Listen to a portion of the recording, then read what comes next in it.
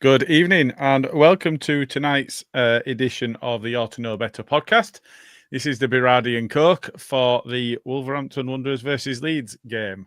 I'm ably assisted tonight by my glamorous assistant, Jay. How are we doing? I'm all right, mate, yeah. I'm feeling pretty positive despite everything going wrong that I've been doing today. But that aside, I don't care because Leeds won, so I'm still feeling The return all right. of positive Jay. It's been a while. Yeah, for 1 week only, yeah. Right, we'll get an intro going because we've messed about with some stuff. It's not a new intro again, but there are things in the works on that, so never fear. But yeah, we'll get an intro going and then we'll get into it. Hi, this is Don Matteo, and you are listening to the Ought to Know Better podcast. Let's do this. Leeds are shit. We're recording, Oh, shit. We had a good start, but I don't think we've got the personnel. You can fucking laugh all you want, you absolute fella. I think about things. That's why you lot are idiots. A melted version of a dick that's been shrink wrapped. The absolute elite shithousery of this. Did you mean to play that one? I did. Yeah, no, Oh. we'd had some feedback about we prefer the clips, so that's why we changed it up a little bit. So It's not a dictatorship. yeah, it's never been a dictatorship. I've been nice for that. Sorry, mate. No, it's fine. It's fine. No, we'll get straight into it. So, in terms of pods, there's going to be a main pod. This is B and C. We are both covering. I think you're covering Luke. I'm covering Carl. So I mean, it's gone really well at the start of the season, hasn't it? Because Smarty put the rota together. It's the first time I've not done it. Smarty couldn't appear on the first three podcasts that he'd lined himself up for, which is interesting. After rotoring himself, yeah. After rotoring himself. But yeah, I think, to be honest, I think they're just both on piss, aren't they? So never mind. Yeah, I wouldn't expect out less. So. Yeah, and it is much easier knowing that you're having to cover somebody else coming into something like this rather than the Arsenal result, isn't it?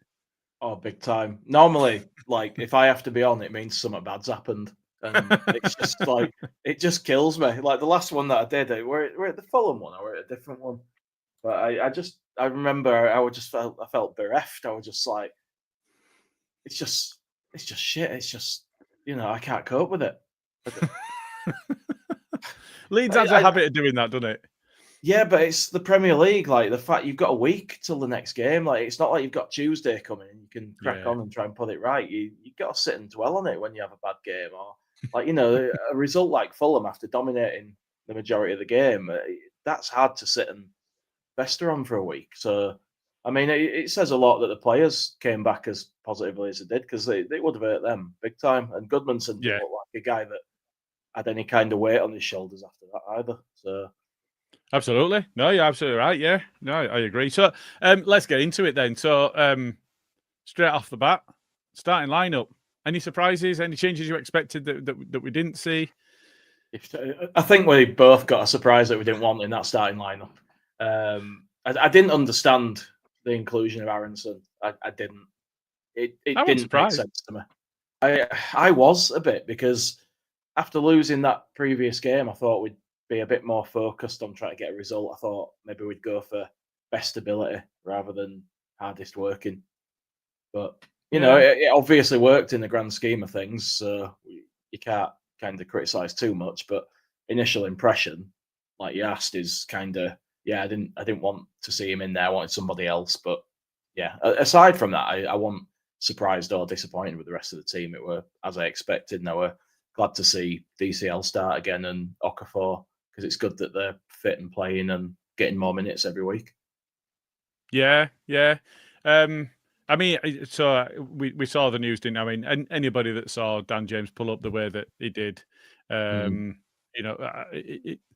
know that there were late fitness tests, but it would have been a complete shock, a miracle if he'd have actually started that game. It turned out, he wasn't available on the match day. Oh, worry, but neither was Nonto. I think it's a calf issue that Nonto's got, and it might be a groin issue that James has got, but they could be out for a little while. So, it is, I think to touch on your point, yeah, it wasn't a surprise to me. I would have played Harrison. I think he's a better footballer, and he's got the same level of work rate. So I think he offers more going forwards. But it's slim pickings, isn't it? When you're looking at we've spoken a lot about the attacking lineup that we've got, but if you lose two wingers in a week, any side is going to be impacted by that. So it's I think.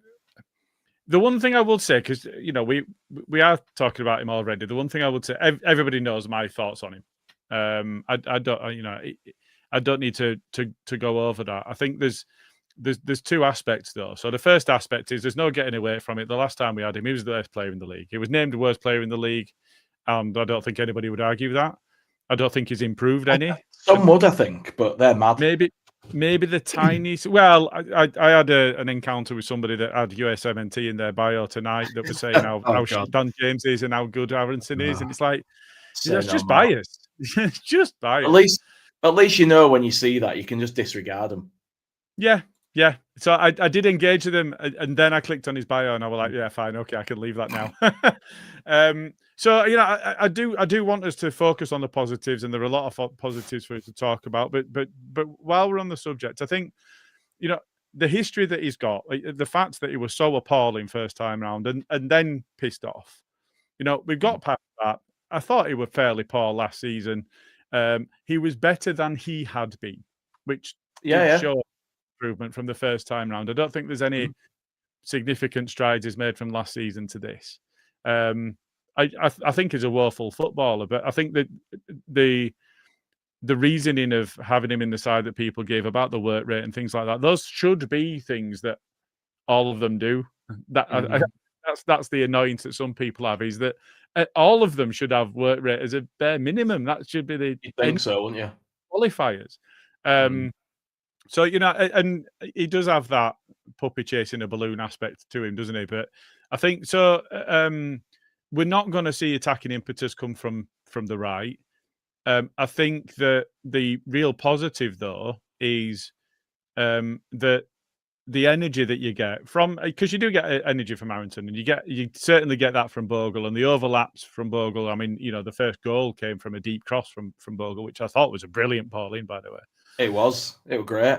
Worked him. Let me just say, to be able to just do that, just whack a cross in and be someone there that can actually head it. What a fucking change that is. Yeah. It is. It's nice. But yeah, I think the fact that he's been able to work the space for Bogle, that's something that needs to be recognised. And I think that while we're in this position, to call upon a saying that Smarty uses often, you can only piss with the dick you've got. And Farker's got a team. And if you look at Okafor later in the game, and we will come on to the game, but if you look at Okafor later in the game, he's running in sand. He were gassed. Like, when did he come off? 66 minutes or something like that. And you could see for a few minutes beforehand, even the commentary team, when he were off camera, were calling it out that he was struggling. And so we would have needed to bring him on for a fairly significant amount of the game, or Harrison to come on. Yeah. And so, it's one of those things where we've got three players for that position. You're going to have to bring one of them on. Yeah. So if we're going to play regardless, I think the real positive is he's definitely not as bad as first time round. I don't want to get ahead of myself though, because first time round, if you remember the Chelsea game and a couple of others, it didn't look like a fish out of water until towards the end of the season. So it remains to be seen as to whether that's maintained. It does, but I mean, people are having a little go at us for sort of slagging him off. I think we both said, he did well by his standards yesterday. He did all right, and he were part of a winning team. So we said right at the start, we're not going to be too upset about it. He obviously played his part in that, and we got the result. It's just, he's not the best player we've got in that position. He's not the best player in any position in our team. And we're going to be disappointed to see him in the starting lineup. That doesn't mean that we won't be pleased if he does well. We want him to do well. Yes, absolutely. So, yeah, I did say there's not been major developments in him. I meant from last season rather than from the first season we saw him in, because he would so appalling. There's no way you could be anywhere near that bad. So yeah. So I think just to run really quickly over the side, Darlow, it had been made plain that Perry wasn't going to be back and Darlow was going to be playing. I think Farke had actually outright said it were going to be Darlow in his press conference a couple of days before the game. So no surprise there. The back four is pretty much picking itself. I don't know if Biol's back to fitness yet. Would it actually? I'd not checked. Was he on the bench, Biol? He was, I believe. He was. He was. So, but I think it's actually testament to the way that Striker's been playing that he's not one of the ones that we mentioned about. It's a surprise he started because he's done all right, hasn't he? He's played himself into the side, and I think largely Darlow's doing the same. 100%. I mean, we had to talk about this earlier, didn't we? Or yesterday maybe, about whether Darlow keeps his place or not, and he probably should. Unless there's some kind of contractual thing where Perry's been guaranteed he's going to play, which you never know with a big signing like that. He could have that. I hope not. I hope that's not something we would entertain. But for me, Darlow, he's not put a foot wrong since that cup game. And do you know what? If he were going to need a game to get sharp again, and that were it, then I can live with that. But yeah, Strike, I don't look at the team sheet and see him and think, oh God, at the moment, because he is playing all right. It didn't even occur to me actually this weekend when I looked at the team, and that says a lot because he is somebody that we've identified as a weak link in that side, and he's kind of the first person that you do expect will get dropped when the opportunity comes. But no, he's fair play. He's there on merit at the moment. He is. He is. And I think, it does put emphasis on Rodon, but there's so much less emphasis on Rodon now because if you look at the fullbacks, they're so good. Positionally, reading the game, knowing where to be, knowing when to get forward. But you're never looking at it and thinking, oh, shit, Goodmanton or Bogle, oh, shit, he's up the park and we're completely out of shape and how on earth are we going to deal with this? Yeah. Even Arsenal, it felt like Arsenal had a few half chances and a few good chances and scored all of them. It wasn't like Spurs last time round in the Premier League and we just were completely out of position all of the time and we were just getting a pummeling all the time. They were absolutely clinical. I think the shape looked all right. So I think that's carried forward, and I think there were very, very few positives you could take from the Arsenal game, but we have carried through, and I think there's question marks now over Bogle given the way that he walked off the pitch, and that would be a miss. That really would be a miss because he's so important to us, and he looks dangerous whenever he's on the ball. But for you, I think I'm going to ask you the question. It looks like a solid back four, and it look at the moment, as we've said, it's picking itself. Just how important is it that it's Goodmanton and Bogle that are playing the fullback positions? Oh, it's massively important because, as we've seen, like with many players at Leeds, you don't get players that are good positionally, getting up and down consistently for the entire game. They tend to be in the wrong place, caught out on a regular basis. Like that happened to Firpo a lot, especially in the Premier League. He was never where he was supposed to be. I mean, that season we got relegated. How many times were we screaming about the ball out to the far wing? Nobody there. Cross in, goal. Yeah. You know what I mean? Yeah. And as much as we loved Luke Ayling, he were a right twat for that in his final days here. And I think some of that were tactical as well because we had morons in charge. But, we've got players now that do have the engine and they do have the pace and they can get up and down. They can do it for an entire game. Yeah. And I'm loving that. But the way that we play, they're the most important part of our system, the fullbacks, in my opinion. I don't think it works without them in any way. No, I agree. I think by extension, you could also say that it's them in tandem with the midfield, isn't it? Because without the likes of Ampadu or Gruev when he's on, or Tanaka when he's played a bit deeper, without them filling in at fullback to allow them to get forward, then that shape would look wrong. But, Ampadu dropping into left back because Goodmanson's gone forward and he's just got the intelligence to do that also needs the likes of Stack, the likes of Tanaka, the likes of Longstaff to be alert to that so that they can be around, so that they can fill in for Ampadu, who's filling it. And it's almost, it's metronomical almost. They just do it. Yeah, they do, yeah. It's not quite as obvious, or at least it's not quite as obvious to me. It might be obvious to the stroke sexuals and XG nonces and whatever else. Got to have a dig, haven't you? You've got to have a dig. It might be obvious to stats nonces that's happening. Under Bielsa, we saw the passages of play, and after seeing 10 games, you knew what were coming. You knew who was going to make what move. You knew what the trigger for the movements were, and it worked as a machine. But you knew, even if it were Forshaw or whether it were Calvin or whether it were Cooper, picked up the ball in an inside channel but in defence, you knew for a fact it were going out to right wing, and they were going to pick a ball out and it were going to go out there, and then that was either they were going to stand it up or they were going to go to byline themselves. And if they stood it up, then the fullback would be bombing on, and it'd go to byline and it'd be cut back and it'd be a goal or it'd be cleared or whatever. You could see those passages of play, and I think it's less obvious, but just as important that the players in this system know. And I think you are right when you say that the fullbacks are the critical aspect of it, because without them, we don't get the width. Okafor coming in, he likes to come in. Well, that needs then some width on the outside, and we saw that I think early on with Goodmanson.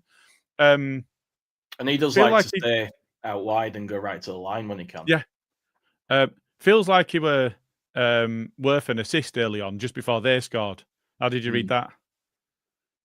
I can't remember which one that was. I've got various. The Goodmanson one where he flashed it across the front of their goal and it just ran. I've got that in my head as being later in the game, but they were just before they scored. Fair enough. But that's something that he does well. Like he's something that we've missed massively in someone that can just get in there and consistently. How long's it been since we had a left back league? Don't. It's another one of those Leeds legend things, isn't it, where we just have the same issue forever. Left backs are a myth. Yeah, basically. Yeah, there aren't any. But yeah, he does that thing that's so dangerous where he gets a ball across goal. And we haven't done that enough in the last few years. Like a lot of our sort of build-up play and how we've scored, it's been more people coming in from a diagonal edge of the box trying to cut in and take a shot rather than somebody like the Somerville kind of archetypal. It's something that Willie does. Yeah. But like with Goodmanson there now, we've got a guy who will get to the line. He can cut one back across goal, and you just need a touch on stuff like that, and it opens up so many opportunities for you. And now that DCL's starting to look sharp again as well, he could get on a few of those. We'll come on to the goals in a second. I just want to go back to something that you said at the top of the show, actually, and it was about Goodmanson. And it was something that I don't know. There's that many group chats at the minute that I'm losing track of what I've said there. But it's really positive that people want to talk about Lito, isn't it? Because it's quite nice. But the mentality to come into the game against Wolves after what you pointed out happened to him at Fulham, and I people can say, "Oh, well, he should read it better," or he should expect that it's going to come to him and that somebody's going to miss it in front of him, and he should be able to read that. I think it's really harsh, but to come into that game and not play within himself and play safe, because I didn't feel he did. That's quite a thing, isn't it? For him to come into that game and think, do you know what? I'm going to go and express myself. And if I make a mistake, I make a mistake. Yeah, absolutely. Do you watch Ted Lasso? No, have you ever seen it? I know what it is. I keep meaning to watch it at some point and then forget. Be a goldfish. And be a goldfish is if you make a mistake. Yeah, if you make a mistake, I like that. Remembering the mistake that you've just made can only be a bad thing, can't it? It's not going to help you if you beat yourself up for it. I don't know how much of it there is in that, but to come into that game and express himself, that speaks of somebody that's got the right mentality as well as the right physiology and capability, right? Absolutely. I feel like he's a player that you could maybe put the armband on if you needed to. Do you know what I mean? He's got that kind of aura about him, that kind of mentality. He's just somebody that you know is 100% committed in the game and he's going to give it all. and he's going to leave it Yeah. all out there. And he's done that each game so far. Like, he was so unlucky with that own goal. It was just such a freak thing. And I'm glad that he doesn't seem to let it get to him, because, you know, everybody will have got around him and said, don't worry about it. You know, you've been brilliant so far. Just keep doing what you're doing. Stuff like that's not going to happen to you every week. It's, you know, 1 in a million. Yeah, absolutely. I mean, you say that, but Fulham had one scored for him again yesterday. They've got more jam than Robertson's, haven't they? It's just unreal. So, okay, so that's fair. We kind of covered the goalkeeper, the defenders there. Any surprises? We saw Tanaka come back to the bench. I think the difference between Ampadu and Tanaka getting injured was just over a week. I feel like I've not gone back and checked this, so I can be fact checked in the comments and we'll have a look. But I feel like Ampadu got injured. He finished the game against Everton, but was injured in the game and then wasn't available for the next one. But Tanaka played against Arsenal, so it would have been after that. So in terms of timelines, Tanaka was injured a bit after, so will be available a bit after. But he came back to the bench. Was it a surprise that he didn't play over Longstaff, or had Longstaff done enough to retain his position? Would not come off the back of a win, so you could be forgiven for changing things. Yeah, I think maybe he didn't want to have 2 people in who weren't 100%. And also, I don't think Longstaff particularly did anything wrong in the previous game. Apart from when he blasted that half volley over, I could have killed him. But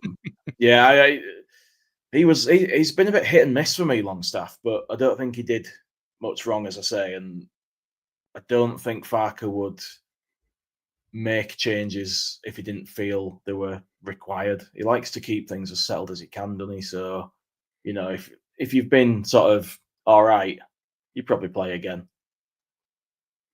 Yeah. Kenneth Clements in the comments and says fact check true. So thank you very much. What's that one for? Confirming. I'm guessing that's for the timeline of the Ampadu Tanaka injuries. Oh yeah. That's what I was saying, that I'd not gone and fact checked it. So I mean, Longstaff played really well against Newcastle. I don't know if that were a bit of a statement that he were making to Eddie Howe, who'd obviously seen that it were surplus to requirements and whatever else. I mean, Newcastle have got an amazing midfield, to be fair, but I didn't think he'd done anything wrong. I loved seeing Ampadu available again, because he's so important to the way that we play, isn't he? But Stark had also come in for a little bit of stick, and a lot of people saying that he'd been a little bit off the boil. What were you reading of that? I think people just kind of put him on a pedestal after pre-season and the start of the season, and decided this guy's amazing, he's going to be great every game. And then when he wasn't, people were like, we've wasted his money, we've bought a load of shit again. You know, usual Leeds fan stuff.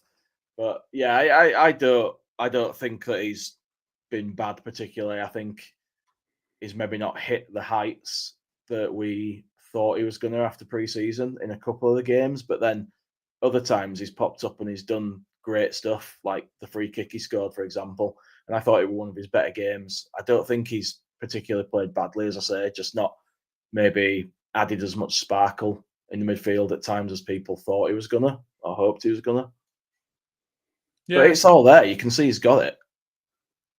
Yeah, I think so. And I think he's not somebody that's dynamic on the ball in the way that a Tanaka is he? He's not quick over the ground, or at least he doesn't appear to be. Sometimes it's deceptive. And he's quite a tall lad, so maybe he is a little bit quicker than he might otherwise look. But he's good enough, I think, to be able to read the game and to be able to influence the game without necessarily that pace.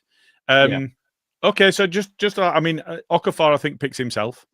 So just the last one is DCL, and it's more about before kickoff rather than looking back thinking, well, he scored, so it were right to start him. It's not. He's trying to remember what it was at the point of kickoff, and so Nemecha had been, you know, he's mobile, he's quick, he's strong. I think if you look at is it Mosquera? Big. Mascara. Yeah, he's quite commanding, isn't he? And the one that I was really confused is it Agbadu, because it sounded like the commentator was saying Ampadu, and I'm like, Ampadu don't play for them. What are you talking about? That caught me out a few times at the beginning, and then I realised they must just have somebody with a really similar name. Yeah, Agbadu. The lads that they've got at the back of units, and I think you could be forgiven for thinking, do you know what? Let's put Mecha on, and then we'll either bring on Pirro or bring on DCL later in the game. He scored a really, I mean, that was a difficult header that he finished off. But was it a surprise to you not to see Mecha, given that they play free at the back and that the units? No, not really. I were very, very happy to see DCL starting because one, it means he's fit and he's got through a couple of games now and it can only be getting stronger. Two, he's been looking sharper each time he's played. So I actually stuck a fiver on him to score when I saw him start because I thought he's going to get a goal today. And yeah, I think for me, I'm more of a play your best players if you can, rather than try and disrupt them for a bit with a physical guy in the hope that it tires them out a bit. I think for me, DCL's a Premier League striker. He's strong enough to cope with defenders. He's not, he's not a little guy. And you put him in for me. Mecha can come on if you need to do something different. But if you try and score a goal, which you've got to be against a side like that, who's had a start to the season like they've had, then you're putting your best striker on for me. And that's DCL by a mile at the moment. Fair. Okay. So my next question, actually, and you keep preempting them, so it's good. It gives us a natural move into the discussion. Haven't won since April. I think it was their joint worst start to a Premier League season ever, or a top flight season, in fact. And they are now in a position, albeit after the game, but now they're in a position where it's the joint worst Premier League start ever with Norwich. Those stats were mentioned in the commentary. So again, fact check away. No problem in being called out if any of that's wrong. What on earth are they doing? Giving their gaffer a 3-year deal in the run-up to that game. I knew that's where you were going. April? I don't know. I mean, what are they rewarding? I don't know. I mean, Vitor Pereira, he must be just nonplussed at what on earth's gone. I mean, no issues with him signing his name if he's got a contract put in front of him. No, I mean, you've got this guy and it's clearly not working. And you've got this opportunity, you could replace him because it's going to be cheap to get rid of him at this point. And then you give him a 3-year contract and then you lose again. And then you think, fucking hell, what have we done here, lads? Is there like a cooling off period, like distance selling? You know what I mean? Maybe they cancel it. But there's no logic to it. Like I can't look at that and see anything that says to me, that's a great idea. I mean, spot on, lads. You want to tie this lad down? Because he's getting nothing out of them. I was surprised they scored a goal. And when they did, I feared the worst, actually, because it was shocking defending. But, that we came back and that was great. But I did not expect much out of them. I mean, you've got apprehension when you're newly promoted because you think anything could happen. You could lose any game. Because people forget that these are still established Premier League teams. These are teams that all stayed up last season. You know what I mean? They're not easy in that sort of literal sense of the word. The Premier League sides are established. It's a challenge, even the shit ones. So you go in there nervous because you know that you think anything could happen. But when you're looking at games that you could win, this is one of them that you're looking and thinking there's a real chance there. But you have to remember they're thinking the same looking at us. And that's what makes games like this interesting. So to see them have a little bit of a go wasn't unexpected, but I was surprised how easily we kind of overcame them and sort of put them in the box. Because once they scored that goal, and I thought, that's it now. I think I said in chat, game over, we fucked it. Because I was just like, we don't score goals, we've had it now. And you can be forgiven for that, given the run that we've been on. And we've scored one goal. Yeah. And that were a pen. You can be forgiven for that, I think. Yeah, I just thought, oh God, here we go. But then we started to grow into it, and we just got better and better. And it looked like, we're gonna get something here. We're gonna get something. Yeah. And once we scored, we didn't look back really. The first half, we just absolutely obliterated them from that point onwards. They must have gone at half time thinking they'd been on the beach at Dunkirk. Do you know what I mean? They all had PTSD. Yeah, they had ringing in their ears. But yeah, I mean, second half, where obviously we tried for the greater part of it to increase the lead, and then I think last 15 minutes, the instruction were probably sit in now, lads, and just defend this because we don't want to leave ourselves open. And some people have an issue with that. It's not my favourite tactic, but clearly it worked. It was the right call. The defence looks very, very strong when it comes to dealing with incoming balls and stuff. So I'm really encouraged by that. And just overall, the whole thing coming together, the comeback, the way the defence looked, the way Darlow looked, everything was good. And it were all very, very encouraging. I agreed. And I think, the fact they brought Strand Larsen on and the defence just carried on dealing, that's somebody that Newcastle had courted Wolves for 55, 60 million pounds, and Wolves had gone, they won't let him go, would they? Not for sale at any price. And you're thinking, fucking hell, really? 60 million? Wow. So they've got a 60 million plus player that they're bringing. I know he's been injured and whatever else, but they're bringing that on, and we're bringing on the players that we're bringing on. I don't want to detract from anybody because we've won. I wouldn't try to focus on the positives, but they're bringing on their star man, their main striker, and it didn't look like anything changed. We just carried on dealing with any of the issues that they were trying to present. So I think you're right. I don't think he was fit, and he wasn't supposed to come on that early. Yeah, maybe so. It says a lot when the guy throws 3 changes at half time. That says to me, this guy's like, this ain't working at all. And it's already desperation, isn't it? Yeah, absolutely. Do you remember Gareth Southgate when he was at Borough and he just put 6 strikers up front? Just get them all on. It's a bit like what Farke used to do with that first season. Yeah. Do you know Woody off Twitter? Leeds fan, the Lord Farquhar or whatever his name is. We were just exchanging a few messages beforehand, and I just said to him, Bielsa got us through COVID. It's about time the current lot got on board. And he said, "Got to be winning today." Have a bit. Hopefully, he don't. There's nothing bad in here, so hopefully, he don't mind me reading out our DMs between ourselves. No, I'm sure it's fine. But I said, he said, "Got to be winning today. Have a bit of confidence and go for it." I said, "Yeah, definitely. I haven't won a match since April. This lot, joint worst ever start to a Premier League season until Leeds." and when we conceded, I'm thinking, "Oh, this is it. They're going to be confident. They're gonna come at us. Crowd are going to get behind them. What we really needed to do, we get crowd on the backs and shut them up and get in the faces and keep it tight. Don't give anything away." And so at that point, because just after their goal, they were playing well. They had 5-7 minutes or so of what looked like good football, and you can tell crowd there's a capability there. Yeah. And crowd are giving our lot some shit, and which you expect, don't you, when they've been on a horrendous run? How shit must you be, and all of that sort of stuff. So, I get all that, but you're thinking, oh shit, are we the ones? Not only in this game have we allowed them to score, and a lot of people gave Rodon some shit. I think Rodon tracked his man, and there's the runner that's just got away from his man. I don't want to call out anybody. I don't think Rodon did much wrong, but the goal happened, regardless of what else. Yeah, good, fair finish.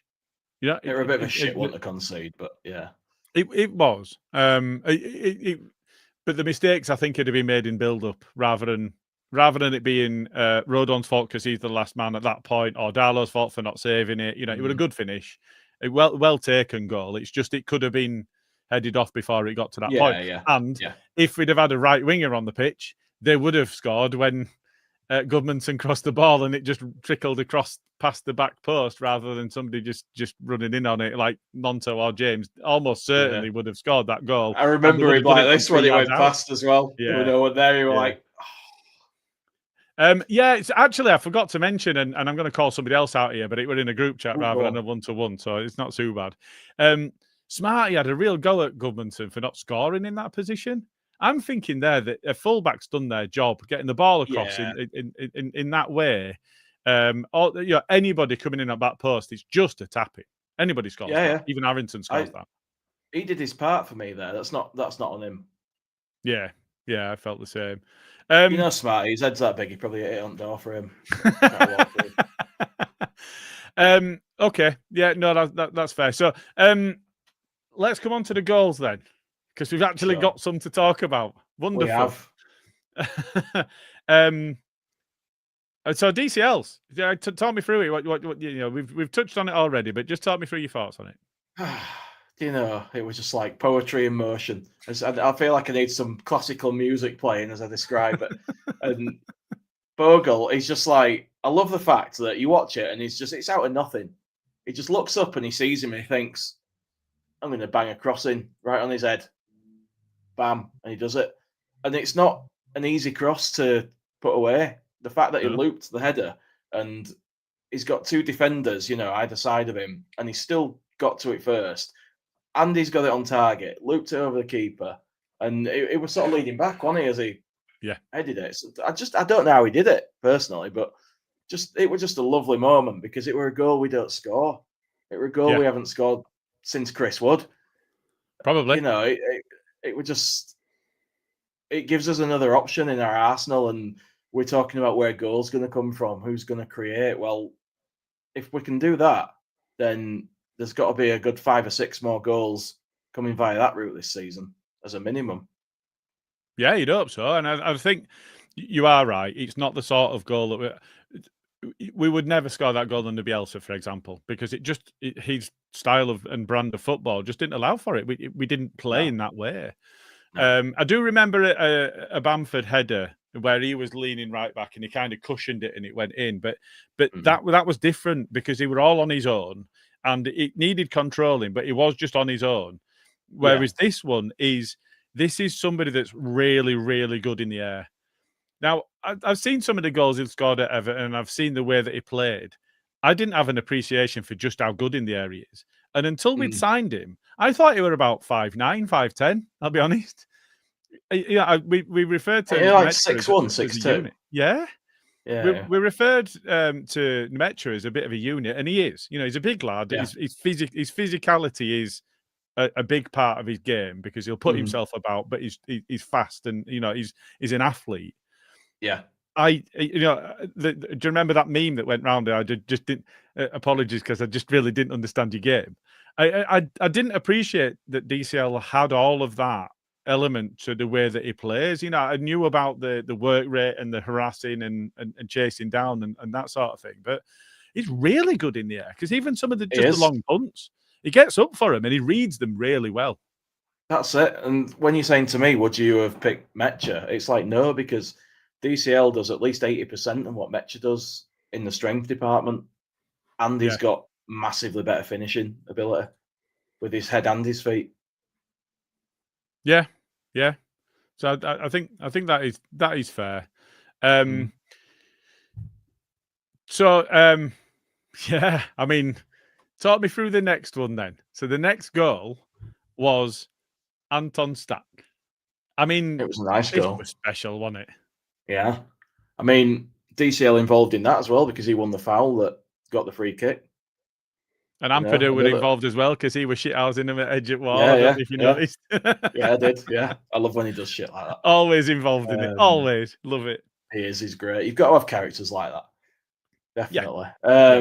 But yeah, I mean, when they're lining up, you think, oh, God. Because we don't score free kicks either. We don't. No, we're talking about the sorts of goals that we don't score. It was like the Twilight Zone. Header from 12 yards out right into top corner from a deep cross, which you never score. And then we scored direct from a free kick. Yeah. Can you name the last time we scored direct from a free kick? Who it was? Won it? Actually, was that in the playoffs? Or the last game of the season? I can't remember the game. I just remember Ruev scored one. It might be the last Premier League direct free kick we scored, because we were having this conversation. I think you were mentioning commentary as well. Because the one, so I think you are right, Screwev. But yeah, Steve Brown's called out the one that we were thinking. So actually, two people have said it at the same time. Steve Brown and Calvin and Paul Brennan both saying it's Calvin. That's who we were thinking. But he's corrected. Yeah, you are right. You got Gruev as well. Yeah, but that tells you just how, you know, there's one. So in the last 4 years, there's been one. And then how many corners did we have without scoring? You know what I mean? Yeah. We just don't do stuff like this. We look like a different side, and yeah, we didn't get enough attacking reinforcements. It's going to be an issue throughout the season. There's going to be times when we're going to be like, fucking hell, that's because we've got nobody else, you know, when it's not going right. But hey, Parker's doing a good job with the tools he's got, for me. You can only piss with Dickie you've got. That's it. Okay, and then Okafor's goal. Just a question on Okafor first. Do you think that because he's not coming with the pizzazz and the kind of glitz and glamour that some of the other signings that we were chasing that had been in the media a lot, do you think he's kind of gone under the radar a little? I think people want a name, and he's not a household name, is he? But it's not like he's had a shit career. He's been at Milan. He was on loan at Napoli. All right. Yeah. He only made 4 appearances for them, but you don't loan someone when you're at their level if you don't see something in them that can contribute to a really good squad. So there's clearly ability there. And for me, he's, you know, I first couple of games are a bit like, I don't know about him. I've not seen enough. I don't really know what he is. Yeah, actually, no, you're right. Even against Fulham, you were saying in group chat, you'd written him off, hadn't you? I've not written him off. No, I said that I didn't know much about him. What is he for? I said something like that. Yeah, I did. But, you know, I'm only taking piss when I say stuff like that. But I would just like, you know, he looks like a standard winger at this point to me. I've not really seen much special from him. And then Fulham game, he did really well. And then again, last game, he's done really well. And, you know, he's the guy right now that is going to be the person people want to see starting, because he's the one who looks like he might do something at the minute. Yeah. So yeah, he's definitely moved massively past where I was a couple of games ago when I was like, oh, I'm not sure about him. Now I've seen a bit from him and I'm liking what I'm seeing. So long may that continue. You know, there's distance for him to go, isn't there? Because you could see there was a big drop off in that second half, and he really needed replacing. And there might be times that we don't have an option to do that. So we need him to get to a point where he can do 90 minutes in the Premier League. And, you know, that's a big ask. It's a massive ask on wingers that get kicked shit out of. And, you know, it is a real physical demanding game as well, isn't it? You know, he's come from Italy, which is a much slower game. And so I think you need to give a bit of allowance for that. His feet are so quick, though. And I think they were doubling up on him. I think, you know, there were a lot of times that he'd receive the ball and there's 2-3 on him really quickly. So I think the fact that, so he's the attacking impetus, isn't he? Yeah, Aronson, for all of the benefit you get in the work rate and whatever else, he's not going to give you that attacking verve. He's not a winger in the traditional sense, in the way that he's going to create and he's going to worry people and he's going to be able to take on a couple of players and beat them. He's not. That's just not. If anybody's looking for that from him, you know, they're going to end up disappointed. But Okafor does seem to have that. He carries that threat, that potential. He does, yeah. You've just reminded me of something when you said about Aronson. Then I'm sure there was a point when he caught the ball the right way, and there was no one anywhere near him. He did like a really slow one step over of it. There was no one near him, and I just thought, why are you doing that? Why are you doing that? But yeah, no, Okafor does look like somebody that can produce a bit of magic. He looks like he does want to go at a man and get past him, and you know, he can score goals and he can cross it in, so he'll do for me. I just want to see him get that fitness up now and become a consistent part of the team. Yeah, so there was one comment earlier that I starred. Steve Brown said, Okafor lost the ball in a bad area of the pitch. That's where the goal started from. Now, I've taken my medicine plenty of times. I will just caveat this. I've taken my medicine on the things that I said. Early on in Raf's day, I used to get really frustrated because he'd give the ball away in daft positions. Now, I never said that he wasn't a capable footballer in the way that I did Rutter. Because I did. But, of which I've taken my medicine on that as well before anybody gets into the comments. I called Rutter... I called Rutter J. Roy Grot 2 once. So, we've all done it. We've all made tits of ourselves. Yeah, but we stand by our comments. There was somebody did a dirty delete on Twitter yesterday, which it always makes me chuckle. It's like just live by it. If that's an honest opinion, just live by it. It's fine. Raf did frustrate me early on sometimes because he'd be doing daft things and losing the ball, and you're thinking, fucking hell, we're in the Premier League. We are gonna get picked off if we're doing shit like that. Do it further up the pitch, and then he absolutely ended. Who was it that were playing at Palace? He were actually on the coverage yesterday. He was centre back at Chelsea, wasn't he? And he were at Palace, and Rafinha just absolutely ended him. Who? Gay or whatever he's called. Who was it? No. English fella. English international. Chelsea. I know Gay is as well, but Chelsea and then Palace. Gary Cahill. Absolutely ended him. If you remember, he did the pirouette and then he did the pirouette and then megged him, and it was like, just give it up at that point. You're not getting anywhere near him. I love that guy. I loved him. Yes, he's playing football on another level, and I'm not for 1 second saying that Okafor needs to get to that level, but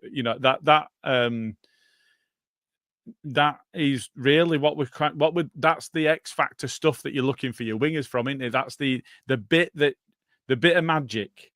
You look to your wingers to provide that sexy bit of something that other people just don't have or don't see. That then gets that position, that then gives them the space so they can pick out a cross and they can put it on striker's head, whatever else. So it is important that they've got that ability to be able to buy themselves a bit of space with stuff like that, isn't it? Absolutely. And do it in the right space. I think that's Steve's point, isn't it? Do it in the right area of the pitch. Yeah, definitely. But like the way that he's starting to link up a bit with Goodmanson as well. It's like they can get into that corner down that left-hand side, and depending what's going on, Okafor can either cut in and have a go, or Goodmanson can go to the line and get across. The link-up between them two is going to be vital for us, and it's looking promising. Yeah, we just need someone to do what Solomon could do for us in the Championship, but in the Premier League, basically. Yeah, and if Okafor can do that, brilliant. If he can carry that threat, then brilliant. So Richard Todd makes a point. With the 5 subs rules, only 50% of the outfield players play 90 minutes now, lads. The reason that I stated it in the way that I did is that we might have a need for him to do 90 minutes. We've got 2 injured wingers at the moment. We've got 1 winger on the bench. He came on for Okafor, but if then Aronson gets injured, or Dan James came on and got himself injured straight away, there might not be a sub.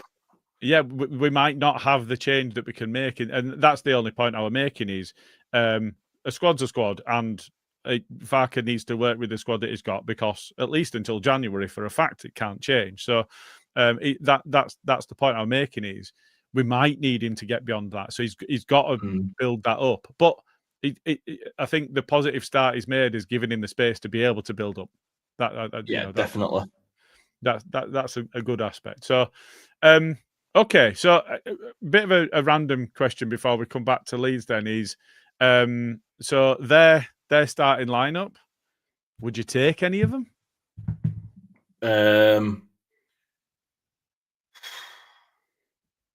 I'm not sure if I would. If I'm honest, I can only remember about 4 of them, to be honest with you. So a lot of people have talked about Sarr in the past.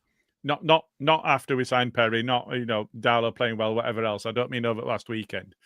He punches our players in the face, if you're in the head, if you remember. But people have talked about Sarr before, but I think that's just because he's better than Meslier, not because he's the keeper we really wanted or needed. Yeah.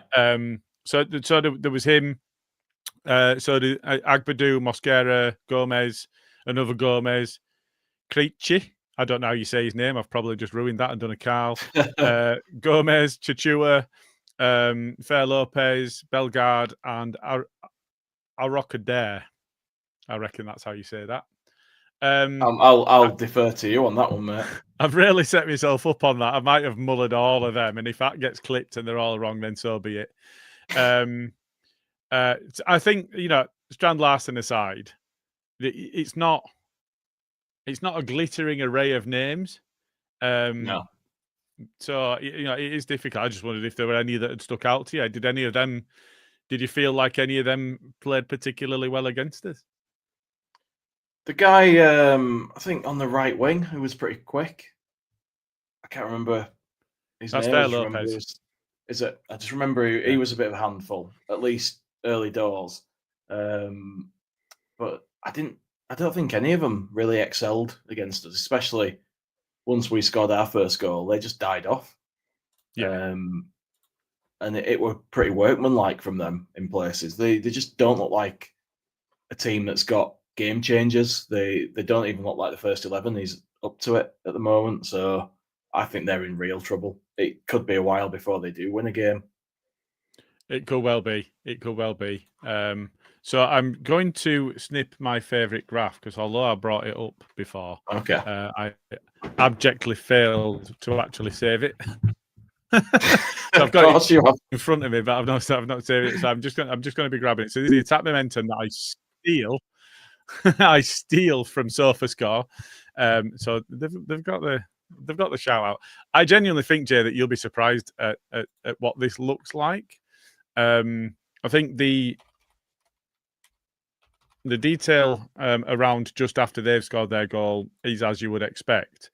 But when I share this now, let's add it on, see what you think about it. Because this didn't really, when I saw it, the game didn't feel like this to me. But here we go, I'll just pop it up now. Is that how the game felt to you? Especially in that second half? Not at all, no. Not at all. The last sort of 15 minutes, maybe, but yeah, I'm not sure about that. And it is about where you have the ball and so on. So the fact that they had the ball,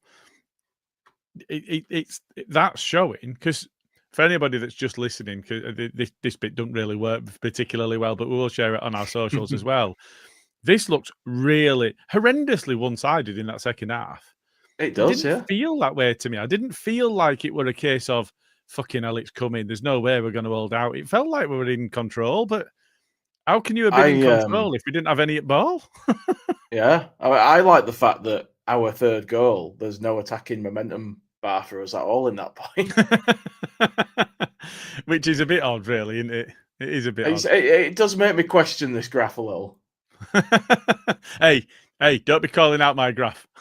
Mate, it's I'm not judging you on this. I'm judging SofaScore. So I'm just going to tell you the XG as well. I do not rate this. I don't set much store by XG, and this is one reason for that. So the ball possession on SofaScore at least is 56% in their favour, which looking at that second half on that momentum graph, you would think that'd be at least 65, pushing on for 70. Which it didn't feel like, but the XG for them was 1.78, and the XG for us was 0.48. Yeah, I'm reading this myself now, but I'm looking at the FOTMob one. I just wondered if the graph might look different, but it doesn't. They're obviously using the exact same data, and that is what it was, but it didn't look like that. It didn't feel like that to me either. So 16 shots, 16 for Wolves. It didn't feel like that either. It didn't. It really didn't. Now, one big chance each. Yeah. But actually, I would have said the ball across from Goodmanson was a big chance. So does that mean that we didn't score from a big chance at all? I don't know. Maybe it doesn't count as a big chance if there's not anyone coming in on it. But, the DCL one not being particularly high in terms of XG, I'm not surprised at that because it was a difficult chance. Stack's free kick. Yeah. How many of them have we had and how many of them have we scored? So that tells a story in itself. But just when I saw it, we've had almost 100 fewer passes than they've had. The reason that I'm calling this out in this way is does this demonstrate that Farke does have the ability to work with a squad and work against an opponent and adapt and change when needed and be effective with it? I think so, yeah. I think he has adapted already this season. The way we're playing since Arsenal has been different. We have looked a little bit different, and we're not using the same system we used last year. So, he's already changed all that, and he's got the players to sort of work with the system that he wants to play. So, I think that he's shown enough for me to suggest that we've got a chance here. It's not like Wolves where you're thinking this guy's done by Christmas, despite his 3-year contract. Farke's got his future in his own hands. It is. Farke's got his future in his own hands at the moment. He's doing all right. You can't argue with the points tally from the games that we've had for where we are. If we carry on like that, we're going to be all right. We won it 53 points. We're looking at if we carried on with the same pattern. Now, I think I read the same thing you did. I've not checked that, so I'm saying yes. Okay. I'm assuming that somebody else has checked it and done it right. Well, I hope they have. I rely on other people to tell me stuff that's correct because I'm not checking. Nobody got time for that. But it's not gonna pan out exactly the same. We know that, but I think there's real potential there to do something if we can keep everyone fit. It's just the squad's so thin, we can't afford big injuries. Yeah, and we do. You look at DCL's time of it; he's not had a good time of it with injuries. No. But having said that, the real positive, I think, is you look at Firpo, you look at Bogle, you look at even Sam Byram. One of the things that I was really worried about in signing those players, specifically in those positions, is that they all came into last season with real question marks over their injury history, as did Solomon. And albeit Solomon did spend a little bit of time out of the side through injury, Ramazani came in and did quite well. Solomon came back in when Ramazani got injured, took some time to get up to speed, and once he was flying again, but it did take some time to get up to speed. But significant question marks over fitness, and yet it were all right. It worked out all right in the end. So what the fuck do I know? I guess is what is the question. And maybe DCL will be all right all season. And it's one of those. Fingers crossed. We hope he is, because on this showing at least, I mean, it won't be bad playing them every week. Don't get me wrong. But on that showing, absolutely fine, wasn't it? Yeah, everything was pretty decent, and there's a lot to be positive about after that game. It's that whole thing, isn't it? Like the last game sort of colours your opinion going forward in the next sort of week or two, but everything feels good right now, so that should be the same for the players as well. We're going to have a really hard game against Bournemouth. It's going to be really hard. I think a lot of people are underestimating them. I'm surprised by how good Bournemouth actually are now, because they are a really good side. It's really frustrating, isn't it? Yeah, it is. It is. But we're going to be at home, and that's our biggest asset: the home crowd and the atmosphere. So anything could happen at Elland Road. We need to carry on now this good feeling and try and take that into that next game. And Barker's got a week now where he can sort of give everyone a pat on the back, say well done great. Now we work hard so that we can do that again next week, and we go again. And it's just a positive vibe all around. Yeah, absolutely.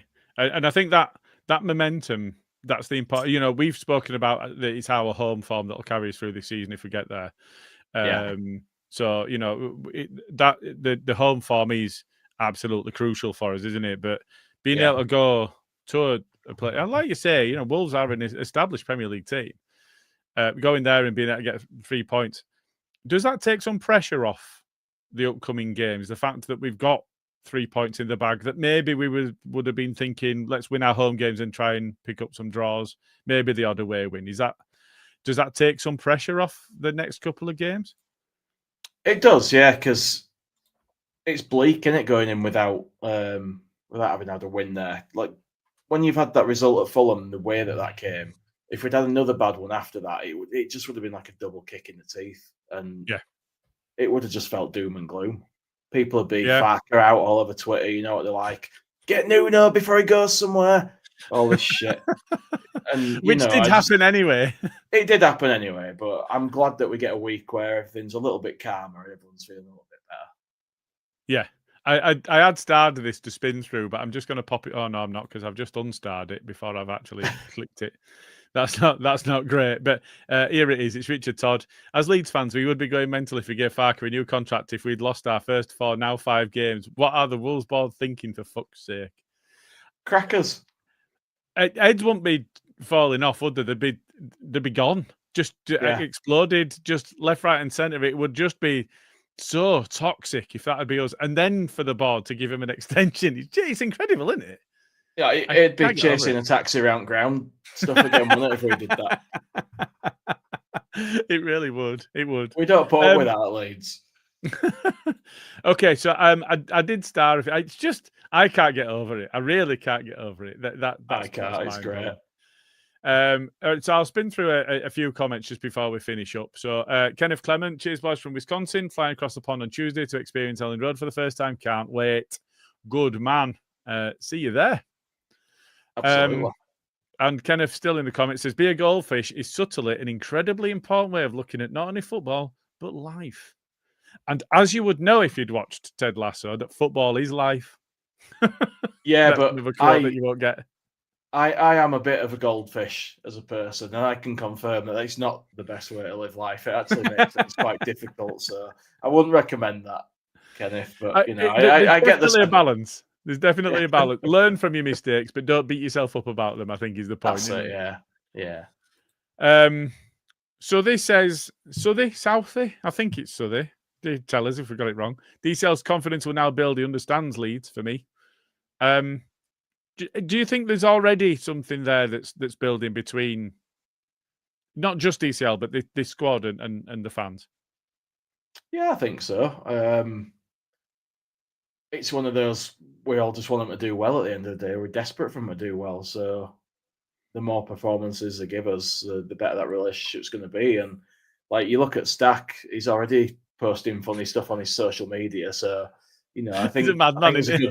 He is, yeah. I think there's a good vibe there. And I think the players do kind of get the club. They've not been there that long yet. And they're still learning. But I think they get the ethos. I think they understand what sort of club this is. And I think that players like it when they kind of realise what our fan base is like by and large, because there's not going to be many places that a lot of these players are going to play in their careers where they're going to get support like they get at Elland Road. Yeah. No, that's fair. Paul Brennan says, Anton Stack's free kicks, one of the best free kicks in years. Pablo scored some good free kicks. Anton Stack's one of the best free kick specialists in over 20 years. Ian Hart, one of the best. It made me a little bit nonplussed when he were going out and taking the corners and so on, and I'm thinking, mate, you look like you're about 6'8". Can you get a pick out your head, please? He's really got something on his dead balls, though, hasn't he? He's got something about him when he takes them. He has. I mean, they're not always brilliant, but when they're good, they're really good. Yeah. Occasionally, he'll do a duff one, and you'll be like, "Fuck's sake!" But by and large, he's got something, like you say. Yeah. Good. So they again say, Steve, Perry might be a giant, but Darlow somehow makes me feel confident when he's in goal. I think the Chef Wednesday fixture aside, I think that's fair. I mean, it was quite unlucky with that one, the way that it bounced and spun. But the one thing I would say is, I don't know if you remember, but a few of us, when I think Smarty and Bryn were there, Stats did a charity quiz at Elland Road. And I won. There was a charity auction as part of the night, and I won some tickets. It was Blackburn at home. We lost 1-0, having absolutely fucking battered them. And in their next fixture, they lost 4-0 and conceded every fucking shot on target, whereas they'd had fucking Peter Shilton in goal against us. But because I'd got these tickets as part of this charity auction, we were in the press box, and actually Jordan, that works as the media officer at Elland Road, he took us round. We got to go into the bits where the players do where the players do the talking to the media duties and all of that sort of stuff. But Clarkson were there and Darlow were there, Darlow's a giant, man. He's huge. He is a unit. So, Perry might be a big guy himself, but Darlow's not a shrinking violet. He's massive. I couldn't get over it. I'm 6'2". Yeah. I used to be 6'2". I'm 45 now, so I'm slightly less than I was. But we're like land at Giants for me. God knows what Gale felt like. Yeah. God. I mean, I like Darlow. Yeah. I think he's been lucky in a way with how us fallen, because had Perry not been injured, we may never have seen Darlow play in our first team again after that Wednesday game. And he's had that chance now to prove, that was just a freak. He's not that guy. He's, Melier, I'd still be terrified every time ball went near him if I put him back in. But Darlow, I'm not worried. Do you know what I mean? Even though he did that, he's shown that it's just a blip. That people do make mistakes. He's not a bad keeper at all. He's maybe not the guy that you want as your number one, but he's not a bad guy to have standing in when he's not available. Yeah, agreed. Okay, just the last few. Paul Brennan again says, Joe Rodon to Warrior. He's us, the Leeds fans on the park, side before self every time player. He's 100% commitment. We all make mistakes. Rare for Joe Rodon to miss a tackle. There's a level of assurance when he's there, isn't there? I mean, his pace is a big deal as well, but there's a level of assurance that you just get from him that a lot of the defenders that we've had just don't give. You don't worry about him. Yeah, that's it. You've hit nail on the head. Yeah, that's it. That assurance that it's all right, it's Rodon. Yeah, tends to be okay. He's fine. Doesn't it? He's fine. Yeah, I'm not worried about it at all. It's fine. Yeah. Paul Brennan again. I've not done this on purpose. It's just every other comment is Paul Brennan. But Daniel Farke gets the big bucks, has to adapt and work out best formations, who to play and how he wants the players to play. His style of football, feeling positive and back Daniel Farke. It feels like he's got that, doesn't it? I think we've talked before about getting the right humans as well as the right capable footballers, and it feels like this is a good group of humans, doesn't it?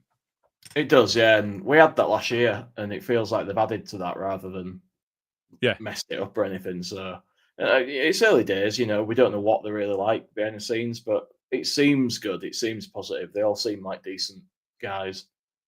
Yeah, absolutely. And you must have started this one.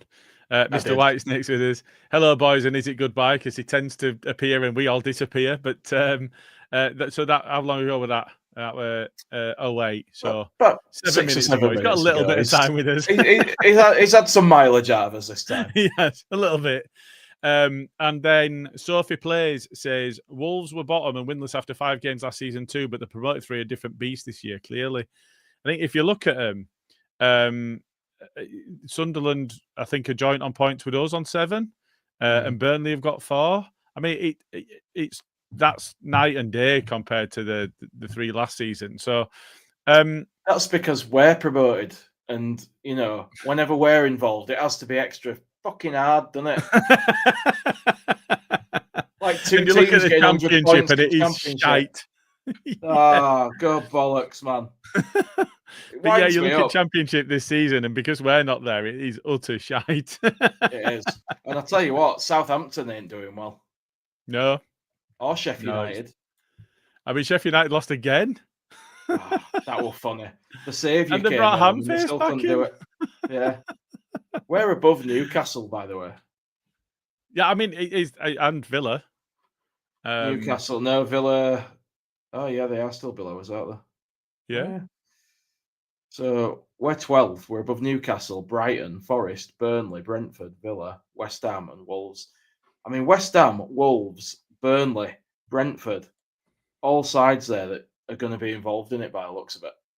And as soon as they brought in Keith Andrews, I'm thinking, well, Brentford have shot themselves in the foot. The big thing there is, if they sack him early, they can get out of it. So you're almost hoping that they have. You'll remember the Liverpool game under Marsh, where we all knew that meant he wasn't going to get sacked.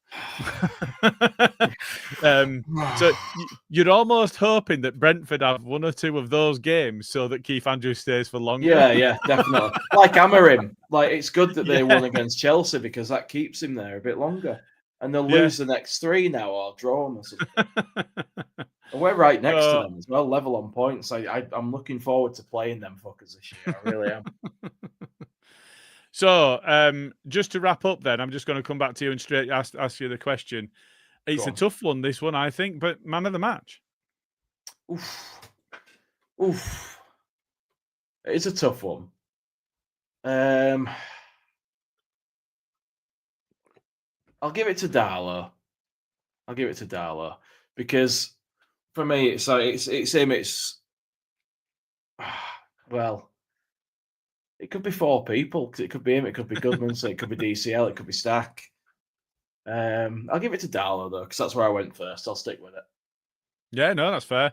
You named the one I were picking. I think coming off the back of what happened at Fulham, and being in a position where he played so well in this game, and you know, it didn't look like he was in any way having to deal with any of the demons of what happened, and it could have happened to anybody. And the way that he influenced and impacted the game, for me, it was Goodmanson. So I can see that. But yeah, I think you are right. It could be 4. It could have been more because you named 4, and I think Ampadu would have been fine for somebody to mention. Richard's picked Stack, so there you go. Everyone's picking someone different, which is great. Aronson. I'm not biting at that. That's far too obvious. But yeah, the fact that you could pick multiple people. I think if Okafor had have had 90 minutes in him, he'd have been in the conversation as well. I think it's only because he dropped off in the second half that we didn't really have that. Definitely. That can only be a positive to carry into the next game. So that's fantastic. Yeah, positive stuff for Positive J. That's right. Until next week. Anything else? Yeah. Well, let's not go into that. Anything else you want to mention just before I wrap us up? No, mate. I've given you all I've got, and that ain't much. Okay, fine. He said padding slightly just before he gets the content in front of it, which I now have. So as usual, on our main pods, we if we get provided them by Mr. Lee Fryer or AMC Lee as he's become to know, we give a bit of a recording for people to be able to tell a bit of their story in the hope that others hearing that story then think that they can open up and they can talk. And on the B&C, we do a bit of this. If you're going through a storm or have recently been through one and you're a man over 18, perhaps Andy's Man Club Leeds may be able to help you. With venues in Horsforth, which is a new one, Kirkstall, Pudsey, Central Leeds, Unslet, Seacroft and Morley, open 7 p.m. to 9 p.m. every Monday, barring bank holidays. They also run weekly, monthly social events with the aim to get men talking and to smash the stigma around men's mental health. Details of the venues and everything they are doing is at Andy's Man Club Leeds Facebook, so give them a follow and help spread the word. Good stuff. And on that note, I can't remember who it is that's on the main, but if you bear with me 1 second, I will get it in front of me now. It's probably us again. It is Smarty, Jay, and Gilly. There you go. Well, which actually makes sense, given that it should have been Carl and Luke that were on this. So that kind of makes sense. This ran better than mine and Carl's last one, so, Look, of course it did. I'm here. And on that note. Yeah, on that note, we'll call it there. Thank you very much, Jay, for joining me this evening. As we said, always easier coming off the back of a win. Thank you as well to everybody in the comments. Even Smarty, you turned up right at the end. Even Whitesnake were in before Smarty. Thanks everybody for getting involved in the comments as well. It really, really does help things flow when you do. So thank you for all the comments. Thanks for the likes, the shares, the subscribing. And if you haven't done that yet, go do it now. And we will see you again on. Is there a game Tuesday night? What have I got? Hang on. Hang about. No. Next week, isn't it? The next one. Yeah. No, I just had a thing in my head of, well, it can't be Tuesday. No, it is going to be Tuesday. No, till next We will see you on Tuesday night for the main podcast, on which will be Smarty hosting me and Jay. Thank you very much, and we'll see you soon. Cheers.